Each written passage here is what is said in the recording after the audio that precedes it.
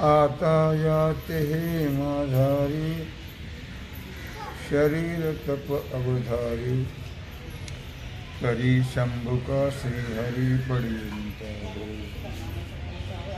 भगवान सिद्धेश्वराच्या आश्रमापासून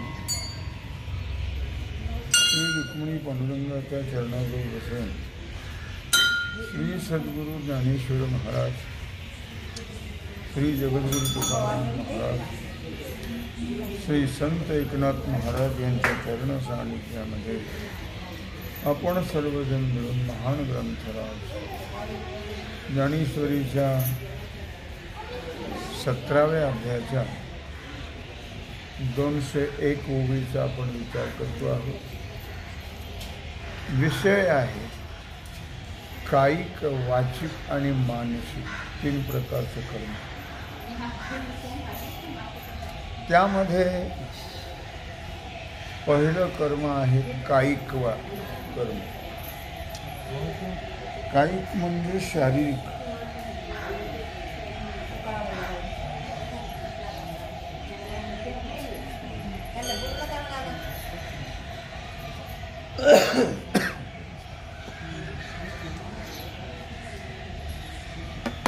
पहिलं कर्म आहे शारीरिक कर्म।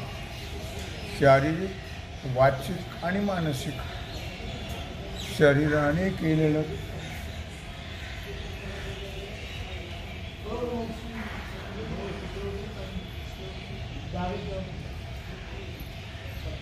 शरीराने केलेलं कर्म, वाचेनं केलेलं कर्म आणि मनाने केलेलं कर्म 3 प्रकार आहेत।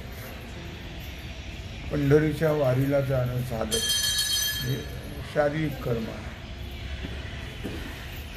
वाचेनं भगवंताचं नामस्मरण करत राहणं हे वाचिक कर्म आहे आणि मनामध्ये भगवंताचं चिंतन असणं हे मानसिक कर्म आहे। असे 3 प्रकारचे कर्म आहेत। त्यापैकी पहिलं कर्म सांगतात शारीरिक कर्म, अर्थात ज्यांना देव आवडतो, पण सगळ्याला आवडत नाही। पुष्कळांना देव आवडतच नाही, देव नाहीच म्हणतात। राम झालाच नाही म्हटलं, राम झालाच नाही, इथून तयारी आहे। काय तर देव मानणारे लोक फार कमी आहेत, देवाची आवड असणारे लोक फार कमी आहेत। देवाची आवड कुणाला असते? कुणालाही असते का? बहुता सुकृताची जोडी, बहुता सुकृताची जोडी, मन विठ्ठले आवडे तो हा विठ्ठल बरवा। बहुसुकृताचा, बहुअभ्यासाचा असं म्हणजे नाथ आहे। बहुता सुकृते नरदेह लाधला, भक्ती विन गेला अधोगत। खूप जन्माच्या पुण्याईनं भगवान आवडत असतो। मग भगवान शंकर असेल, भगवान विष्णू असतील,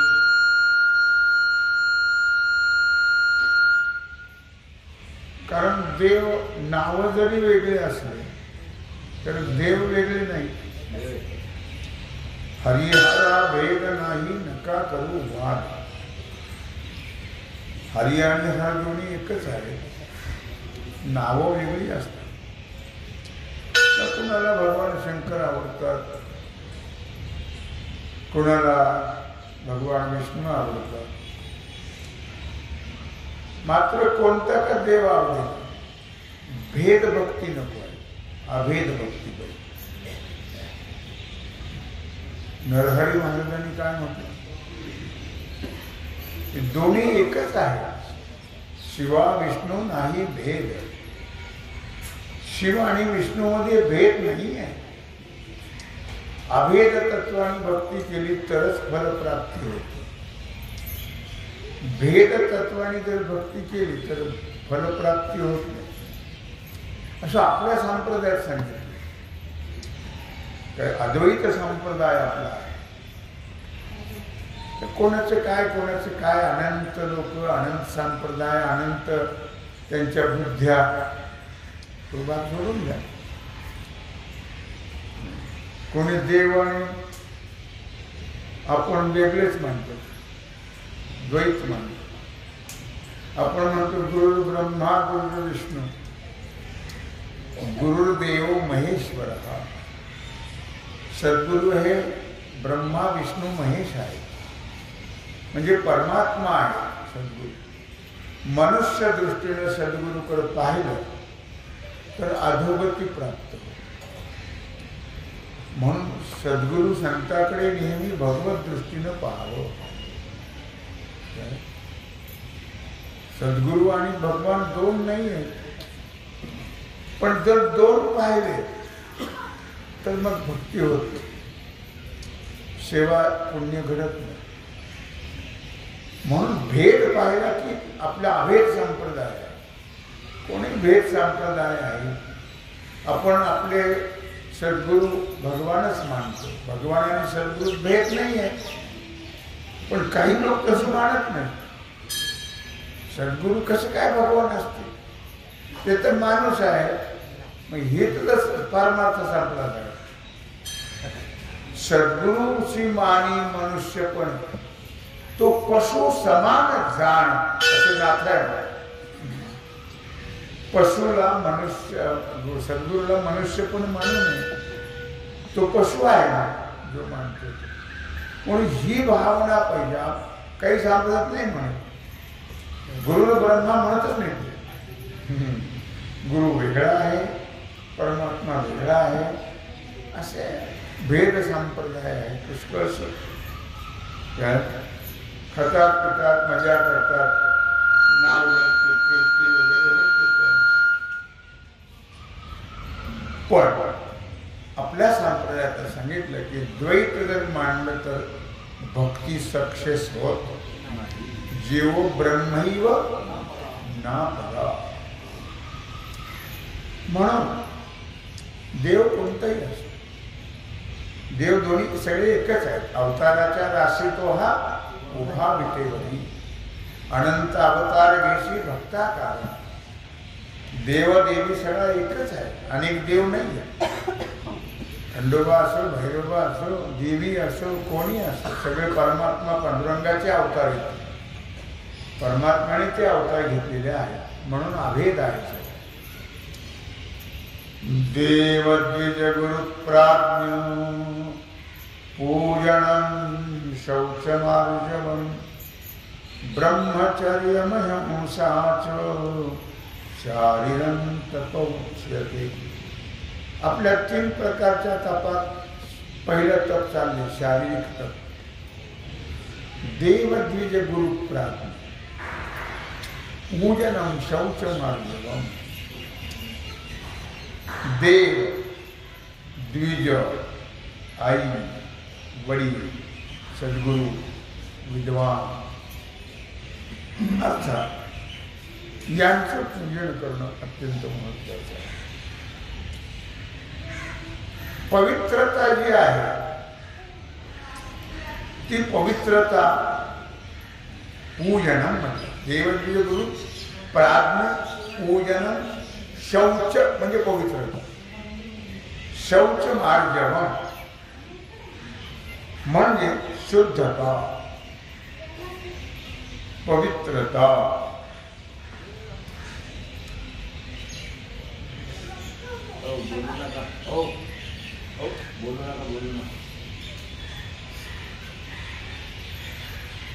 स्वाभाविक सरळपणा. स्वाभाविक मनुष्याचा वृत्ती फार सरळ असावा, वक्र नसावा. स्वभावातला सरळपणा. तर अर्जवम, अर्जवम म्हणजे सरळपणा, वक्रता नको आहे, भेद नको आहे, दोष नको आहे. गुणदोष याती न विचारी काही, ठाव दिला पायी आपुले. ओ गुण, दोष, जाती, कुळ याचा विचार करायचा. सद्गुरू संतांच्या बाबतीमध्ये अभेदता फार महत्वाची आहे. सरळ वृत्ती. संत संगती कशा करता करायची? आपली वृत्ती जी वाकडी तिकडी असते ती सरळ चालावी, याच्याकरता संत संगती, याच्याकरता ज्ञानेश्वरीचं वाचन आहे, याच्याकरता गाथा भागवताचं वाचन आहे. वृत्ती सरळ राहिली पाहिजे. वृत्ती जर इकडे तिकडे गेली तर पुन्हा जन्म मरणाचं दुःख भोगावं लागेल. वृत्ती जर इकडे तिकडे गेली तर जन्म मरणाचं दुःख भोगावं लागतं. म्हणून इथं काय म्हणलं? शौचम आर्जवम. शौच म्हणजे पवित्रता, अंतःकरण पवित्र करणं. अंतःकरणातलं मालिन्य फेकून दिलं पाहिजे. असं आपलं मालिन्य जातच नाही, शुद्धता येतच नाही. देवाचं नाव घेतो आपण तरी असं का होतं कोणाचं? देवाच्या नावाने पवित्रता घ्यायला पाहिजे. हरिपाठ कीर्ती मुखे जरी गाय पवित्राची होय. आपली पवित्र राहत नाही अंतःकरण. आपली दोष भावना जात नाही आहे. आपण गुणदोषाचा विचार करत राहतो. महाराज म्हणले गुणदोषाचा विचार केला की अधोगती प्राप्त. गुणदोष याची न विचारी का सरळता. मी कशाला सांगितलं? आर्जव. आर्जव याचा अर्थ सरळता. आपली जी वृत्ती आहे, आपलं जे अंतःकरण आहे ते असं सरळ राहिलं पाहिजे. इकडे तिकडे जाता कामा नये. ब्रह्मचर्य. ब्रह्मचर्याचं पालन करणं अत्यंत गरजेचं आहे. त्यामुळे तेज, ओज, शक्ती, सामर्थ्य प्राप्त. अहिंसा. कुठल्याही प्रकारे कोणत्याही जीवाची आपल्याकडून हिंसा घडता कामा नये. कोण्याही जीवाचा न घडे मत्सर, वर्म सर्वेश्वर पूजनाचे. हे खरं सर्वेश्वर भगवंताच्या पूजनाचं महत्व आहे. कोणाही जीवाचा द्वेष, मत्सर घडता कामा नये. कुठल्याही जीवाची हिंसा घडता कामा नये. श्लोकाचा अर्थ सांगतो मी. याचं नाव आहे शारीरं तप उच्यते. याला म्हणतात शारीरिक तप. याच्यावर माऊली विचार करता आहे. तया प्रिय देवतालया. विषय काय चालला आपला? विषय काय चालला?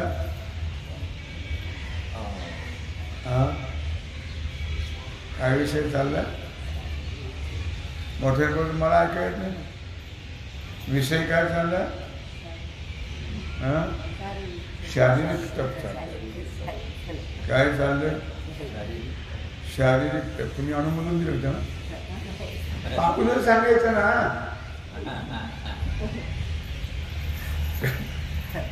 तया प्रिय देवतालया. शारीरिक तप चाललं. कशाला म्हणतात शारीरिक तप? तया प्रिय देवतालया यात्रादिके करावया. आठही प्रहर जैसे पाया उळीग घापे.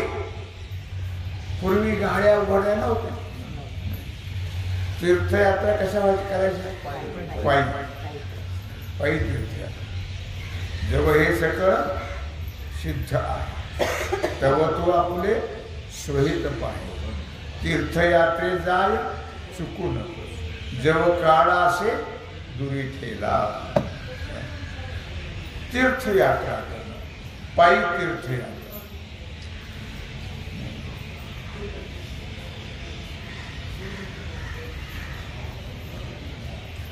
मंदिरात जाणं तप आहे. प्रिय देवतालया, मंदिरात जाणं तप आहे. चालत जातो ना आपण, इथून फाकट्यापासून का होईना पण चालत येतो का. आपण जिथं गाडी थांबली तिथून का होईना मंदिरात पण चालत जातो का. प्रिय देवतालया, मंदिरात आपले प्रिय असणारं भगवत मंदिर, त्या मंदिरामध्ये पायी चालत जाणं. खरं तर यात्रा कशा करायला पाहिजे, पायी. पायी तीर्थयात्रा घडो, देह संताघरी पडो, का मोटारी तीर्थयात्रा घडो. पायी तीर्थयात्रा घडो महाराज म्हणतात. आणि देह कुठं पडो, देह संताघरी पडो. प्रिय देवतालया, यात्रादिके करावया, भगवंताच्या तीर्थयात्रा करणं. कशाने करतात ते, मंदिरात कशाने जातात, पायाने. यात्रा कशाने करतात, पायाने. आठही प्रहर दैसे पाया ओळगी घापे. अष्टप्रहर सारखं त्या पायाला भोवरा बांधलेला, सारखं चालायचं चालायचं. तर पंढरीची वारी झाली,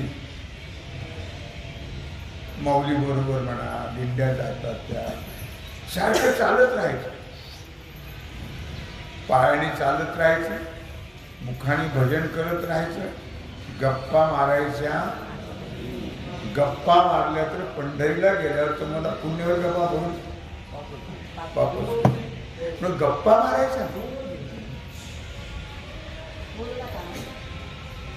मुखाने भगवंताचं नामस्मरण करत राहणे,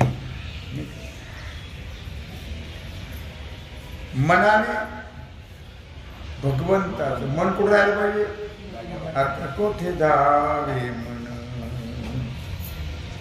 तुमचे चरण देखलिया, भाग गेला शिण गेला. भगवंताचे चरण एकदा पाहिले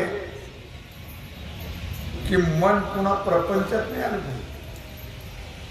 मनाने कुठल्याही प्रकारचे संकल्प विकल्प कर तर देवाला पाहायला, नाही तर नाही पाहिजे. मनाने कुठल्याही प्रकारचा विचार करायचा नाही. आता कोठे धावे मन तुमचे चरण देखल्या. जर आपलं मन भगवत स्वरूप झालं तरच देव पाहिला, नाही तर देव पाहिला मी म्हणून नाही. महाराज म्हणतो आता कोठे धावे म्हण तुमचे चरण देखले. भाग गेला शिण गेला, अवघा झाला. जन्माचा भाग केला आणि मरण्याचा शिण गेला. भाग गेला शिण गेला, मग जन्म मरण संपल्यावर अवघा झाला आनंद. तया प्रिय देवता लया, यात्रादिके करावया. आठही प्रहर दैसे पाया उळीग घापे. अष्टप्रहर सारखा अशा प्रकारे चालत राहणं. माऊलीच्या बरोबरच 3लाच रात्री उठवलं. 6 पर्यंत सर्व शौच मुखमार्जन स्नान पूजा सगळं नित्य नियम आटोपला. 6ला तर पहिला भाऊ निघाली माऊली 6 आणि 6लाच टेकणार. माऊलीचा असा नियम आहे की 6 वाजता निघायचं आणि 6लाच थांबायचं. उगं मग कुठं जे आपल्या कोणीकडे तरी फिरायचं 10 वाजून तर मुक्का वाजाय तसं नाही. माऊलीचा असा नियम आहे ते 6ला थांबणारच पाहिजे आणि 6ला सकाळी निघणारच. भोंगा झालं की निघाल. सारखं चालत राहायचं, सारखं चालत राहायचं. काय उळीक घापे असं म्हटलं. अष्टही प्रहर चालत राहणे. उळीक घापे. दिवसाचे किती प्रहर आहेत? किती प्रहर?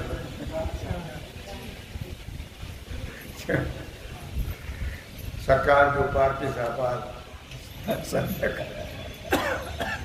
काय अष्टही प्रहर. इथं काय म्हणलं? अष्टही प्रहर सारखं पायाने चालत राहायचं. देवांगण मिरवणिया, अंगोपचार पुरवणिया, करावया म्हणिया शोभती हात. शारीरिक सेवा सांगितली, पायाची सेवा सांगितली तुम्हाला की मंदिरात जाणं, प्रदक्षिणेला जाणं, तीर्थयात्रेला जाणं, पायाची सेवा.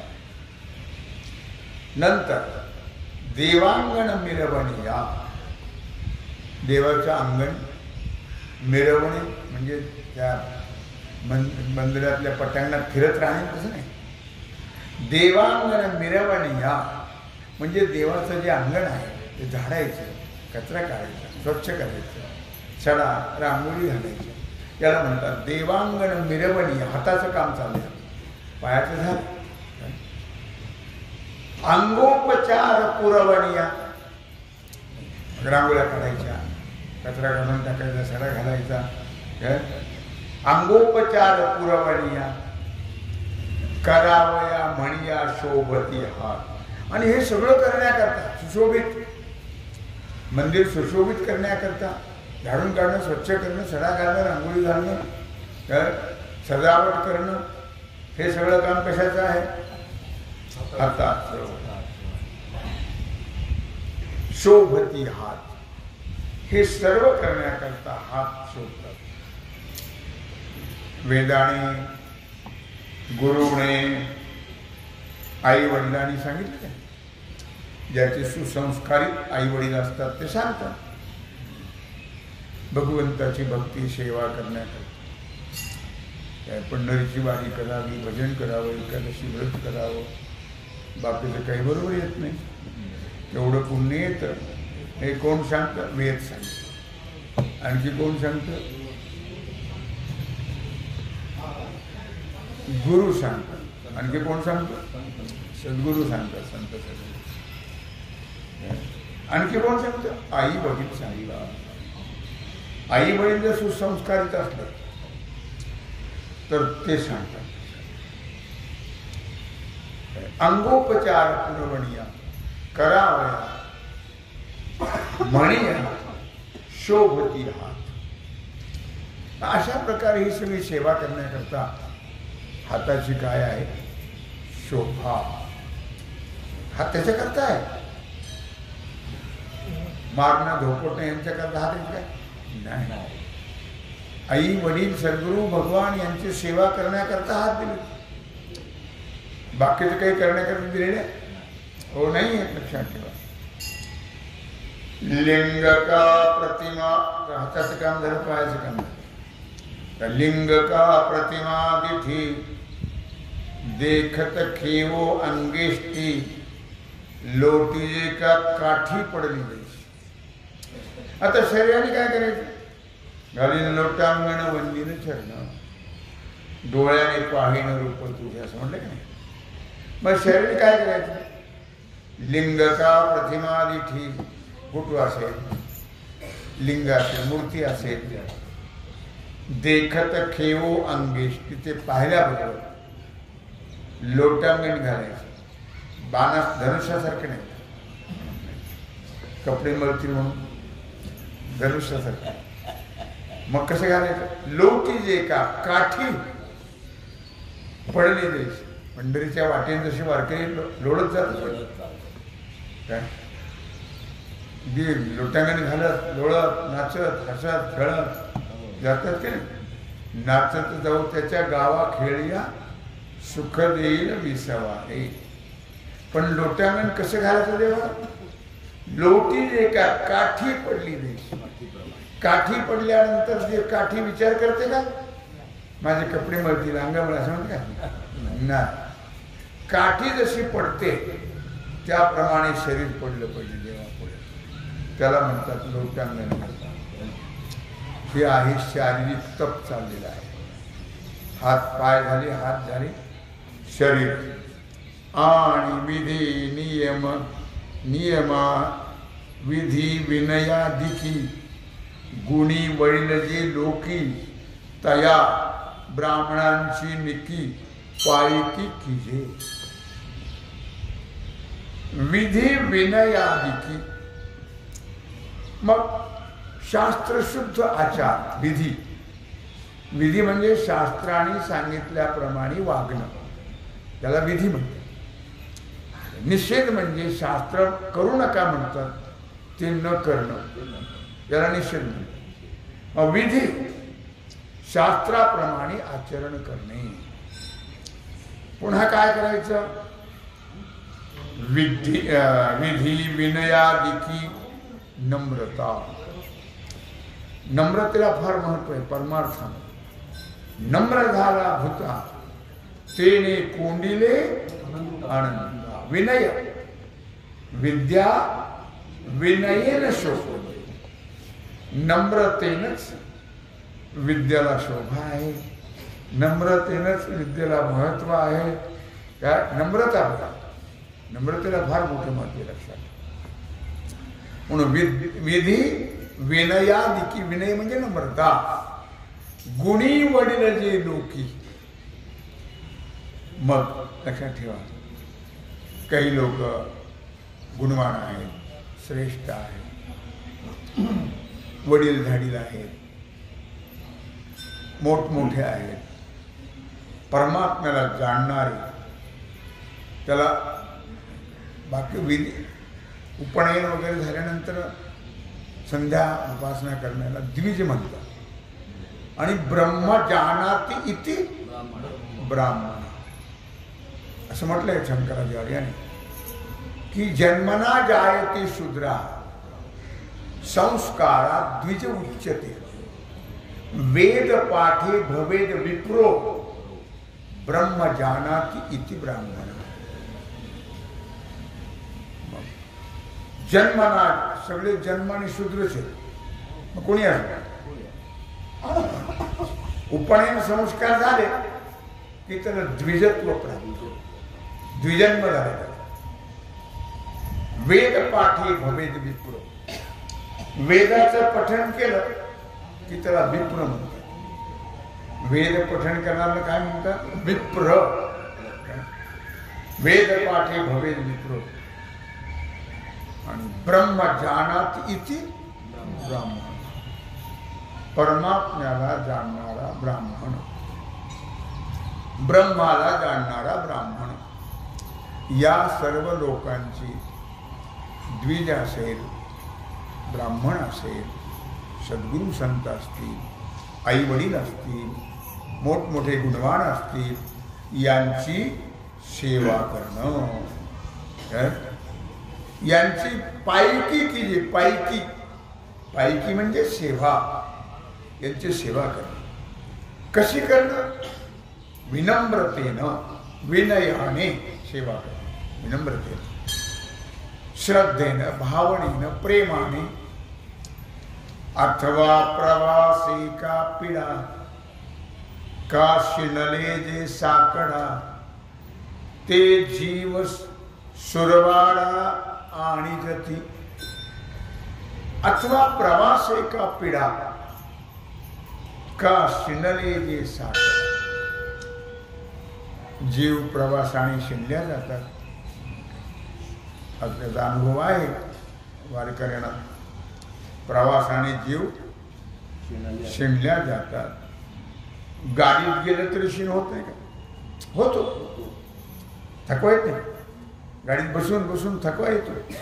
चालूनही थकवा येतो, बसूनही थकवा येतो. प्रवासे प्रवासाने काय होतं? त्रास होतो शरीराला, होत नाही का? होतो. का शिणले जे साकडा किंवा संकटाने दुःखाने जे शिणलेले आहेत, जे ते जीव सुरवाडा आणि जती, त्यांना आपल्या प्रयत्नाने सुख समाधानापर्यंत पोहोचवणं ही सुद्धा शारीरिक सेवा आहे. सकल तीर्थांची धुरे जी एका माता पितरे तया सेवेशी किर शरीरे लोण केली. आई वडील कसे आहेत? सर्व तीर्थाचे तीर्थ आहे. पुंडलिक काय रामकृष्ण आणि रामकृष्ण म्हणलं होतं? नाही, माता पित्याच्या सेवेचा पाईक आई वडिलाची सेवा करत होता तो. म्हणून पुंडलिका करता भगवान द्वारके होऊन त्या सेवे करता आली. लक्षात, पुंडलिकाची सेवा करा म्हणून म्हटलं या ठिकाणी की सकल तीर्थांची धुरे, सर्व तीर्थांचे तीर्थ असणारे, सर्व तीर्थांच्या अग्रभागी असणारे तीर्थ आई वडील आहेत. म्हणून मायबाप केवळ काशी त्यांनी न जावे तीर्थाशी. ज्यांना आई वडील आहेत त्यांना तीर्थयात्रेला जायची गरज नाही, तीर्थ घरीच आहे. त्यांची सेवा करणं म्हणजे चारीधाम करणं. लक्षात, आई वडील घरी असतील हे चारीधामला जाते, उपयोग होत, फल मिळत. ते सकळ तीर्थांचे धुरे जिये का माता पितरे. आई वडिलावर प्रेम राहत नाही. ती बाई आल्यावर अवघड जातं सगळं. कोणाची कोण पितळाचा हो, पण जन्मदाते आई बाप अंतरल्या जातात आणि जयदेव जयदेव आणि तू सांगशील ते मी ऐको. काय तेव्हा असे सकळ तीर्थाचे तीर्थरूप वाटणारे आई वडील तया सेवेसी केले शरीरे लोण कीजे. काय म्हणतात? त्यांच्या शरीरा सेवे करता आपलं शरीर त्यांच्यावर ओवाळून टाकून अशी सेवा करत राहावी. याला काय म्हणतात? कायिक सेवा, शारीरिक सेवा. आपण विचार करतो आहोत तेव्हा झालेली सेवा भगवत चरणी समर्पित करून राहिला जो सेवेचा भाग आहे तो आपण उद्या पाहू. पुंडलिक वरदा